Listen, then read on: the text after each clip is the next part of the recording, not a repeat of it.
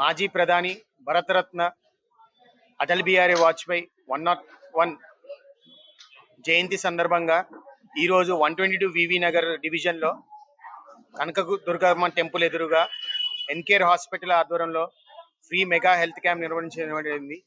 మనందరికీ తెలిసిందే, ఆ రోజు ప్రధానమంత్రి గారి నాయకత్వంలో ఒక పోఖ్రా న్యూక్లియర్ టెస్ట్ కానీ, మరి దేశం మొత్తంలో హైవే నిర్మాణంలో కానీ, ప్రతి నదుల అనుసంధానంలో కానీ, ప్రతి దాంట్లో మన భారతదేశం ముందుకే అభివృద్ధి చెందిందంటే ఆనాడు ఆ మహానుభావుని వల్ల.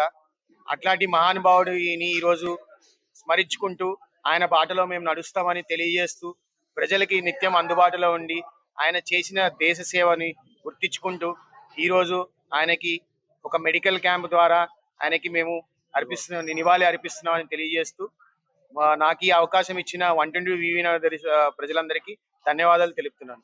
భారత్ మాతాకి జై.